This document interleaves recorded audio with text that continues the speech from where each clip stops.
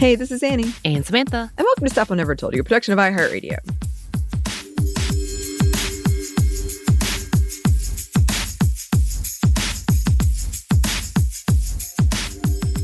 And welcome to another edition of Happy Hour. As always, with these segments, whatever you're doing, please do so responsibly.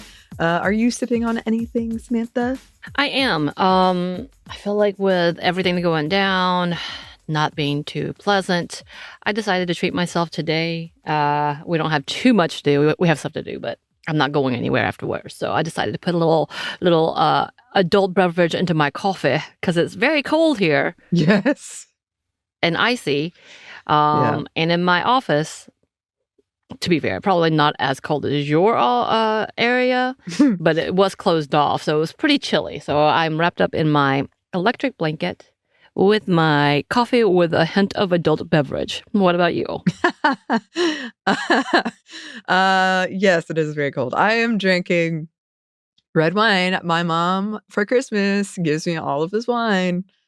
So I'm trying some of them I've never tried before. This is a new one. I think it's like aged in a bourbon barrel or something. It's good. There's a lot that's doing stuff like that. Yeah. You know, they gotta venture out, try new things. They do. Gotta make it brand new and spicy. My mom was, she's got that like Southern, it's a deal thing, like down to a T. Oh, yeah. She was like, it was 6 bottles for this price. Yup. Thank you. It's very perfect. Sweet. Perfect. Okay, so yeah, there is a lot going on in the world right now. I'm sure all of you are aware. We are going to be talking about it. This is a bitchin' wine. Yes. Should have told me I would have gotten ready. It's not about current events, but okay. I have been wanting to talk about this because it's New Year and it always comes up in the New Year. But content warning for disordered eating or just anxiety around eating. If that's an issue for you, I would say skip this one. Skip it. And that's fine. And we're not going to go too in depth. Samantha's kind of heard me complaining about this recently. My relationship with food has taken a turn that I do not like. And so one of the things I'm working on for the new year is to reverse it. And I did have lunch today. Thank you very much. Yay, congratulations. Yes. It comes up because in New Year, like you get all these emails from companies that's like, hey, you need to generally like lose weight or do this, all this like food related stuff. And it's just not great for me. And I want to say I hate talking about this because I am on a food show. And so I feel like when I talk about it, that people will start doubting that my joy on that show is genuine, but it is very genuine. I love food. I love learning about food. I love history of food. So it's real. And I don't think like having some kind of issue around eating is like bars you from that. But I've always been kind of nervous to talk about it because I'm like, oh no, people are going to think you're a phony. You're just like pretending you're so excited about these things. And I am. And I also don't like talking about it because there's a lot of, I've discussed before, there's a lot of anxiety I feel around food. So I usually like go last. Like if we're serving, I want to go last because I don't want people to see, heaven forbid, they see what you got. And so I don't like telling people about it because then I get more in my head about it. Like, oh, they're paying more attention to it now. Anyway, the issue is I've always had like issues around eating. Usually I have to like convince myself like you're doing it for weight loss or you're doing it for this or you're doing it for whatever reason. But it's not about like you're hungry or you want to eat. And so recently it's gotten really bad. I'm going to assume it's stress because this did happen to me in high school and high school was not a good time for me. I just don't want to eat. It's usually better at dinner. I can eat dinner. Lunch has become That's why I'm so like, oh my gosh, I hate lunch today. I'm working on it. I'm working on it. I have a friend who is a nurse I've talked to about it, and she's like, some people just that's they only eat one meal a day, and that's fine. And so I'm trying to figure out if it's like I've just changed. Maybe that's it. But I had a reaction recently that was very telling, where I was like, you have to eat. You have to. I have like alarms where I'm like, go do it. And I like try to get into the kitchen and my body just started shaking and I was like crying and I was like, oh, I had a fear response to this. Like it was very eye-opening. And I had to like talk myself down. I had to do all these things, like convince myself to go in there. And it kind of afterwards, and I did eat. Afterwards, though, I kind of had a laugh about it because it's another way I've become like Peaches. It's true. Peaches. Do I need to watch you eat and antagonize you like her? Okay, keep going. Peaches is so difficult to get to eat. Like you have to do these things. Yeah. And in case you don't know, I think listeners probably do, but Peaches is Samantha's dog. My dog, that's a little extra when it comes to food. It's both somehow a game and hoarding, but I can't get her to eat without people. You have to watch her. Yeah. Or she doesn't eat. And it's also a battle because she wants you to Mm-hmm. make her angry. Like it's resource guarding, but not. Like I don't know what to do with her. It's a delicate dance. The first time I watched Peaches, I've gotten better at it now, but I was like, will you please just eat? Right. Essentially. Like that's what we're yelling at her the entire time. Everyone. Yeah. Please just eat. And that's where I am. That's where I'm like, come on, please just do it. And the thing is, like, when I do, it's fine. Mm-hmm. And when I go out with people, I always enjoy it. I like trying new things. So I don't want people to feel any certain way about, oh God, she's miserable this whole time. That's not what it is. It's just some reaction I've had. And I think I built it up over the pandemic where I'm just getting used to like eating more. It's I get so full so fast and it's not fun. Anyway, I think it's it's an unholy matrimony of my worst habits.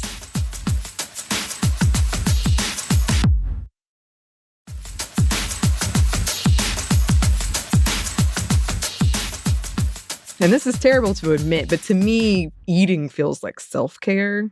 It feels like you care about yourself. And sometimes it's hard to convince me, like, why should I eat? I don't care. Mm-hmm. The f***ing attitude of 2020 has been hard for me to shake. Mm-hmm. And so there's that. And I swear I'm not joking about this. I do have something like OCD. I got tested for it and everything. So I have these things that I have to do numbers wise and volume wise. And now I can't do them, which is making me miserable. And like, I was also raised the very, you can't waste any food, which is, laudable in some ways. And I don't waste food. But the problem now is I can't eat that much. So today for lunch, I had soup that I made on New Year's Day, and I've been eating it. Don't worry, I froze it. I'm not taking that risk, but I've been eating it like every day. Mm-hmm. And what is it, the 23rd? It doesn't make that much soup. Even I get a little tired of things after a while. So that's become kind of an issue. I don't want to waste food, but now it's, can I eat this soup for the 23rd day? I don't know. And I've always hated grocery shopping. I went to the grocery store today. I told Samantha. They completely remodeled it. So I felt like I'd lost my mind. I was like, am I in the right place?